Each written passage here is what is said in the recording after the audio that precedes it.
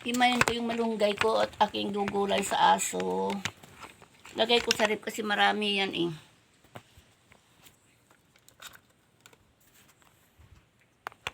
Lagay ko sa rep para hindi siya nasisira. Asta no? Gusto mo yan, Asta? Yeah, sipat-sipat yung mata mo, Asta eh. Gusto mo yan, Asta? Lagay natin sa rep. At pag lalagyan natin ng Lego. Ulam nyo.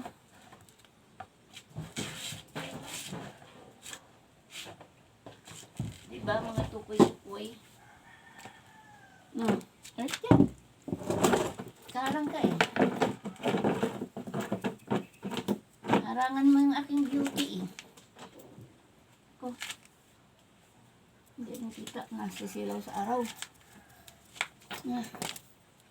Taguhin natin. Ay! Puno naman.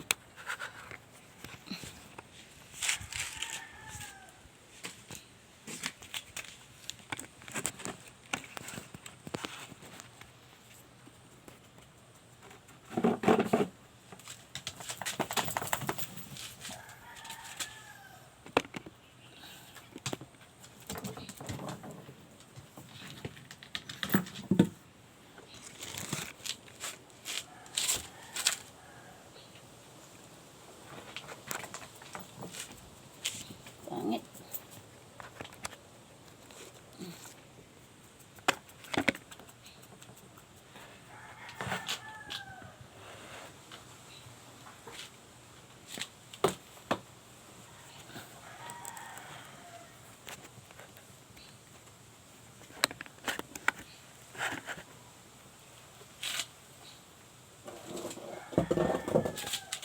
Naku, umupo ito. Ito na lang sa sunod. Ayan.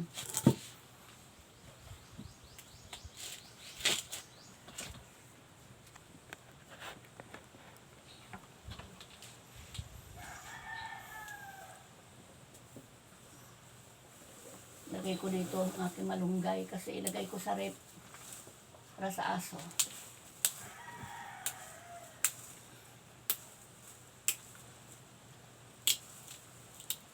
Ayan.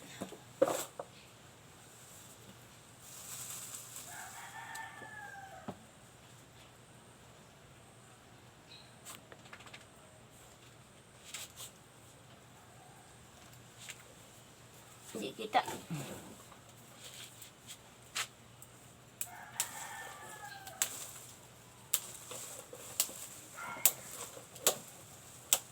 Ano yung chiki? Narinig mo yung chiki? Narinig mo yun? Ayak aswang ah. Ayak ang aswang chiki. Wow! Ganon. Rinig mo na chiki.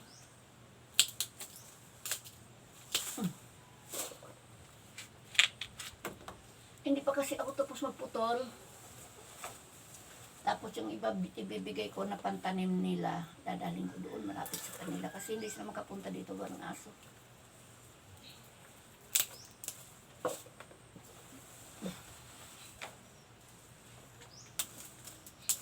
Ang ganda kasi may malunggay sa gilid ng bahay kasi kung walang may ulam, pitpitan lang ng luya, ito okay na. Lagyan ng magic sarap tayo, bitsin. Kaya tinapa.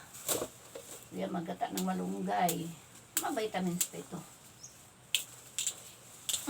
Di pa bibilhin kasi sariling tanim.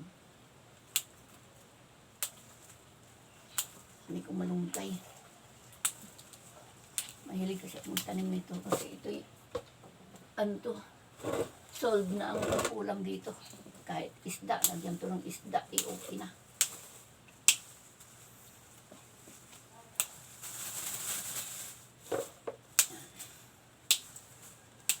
Naman kutsong-kutsukoy. Huwag ilagay sa rep.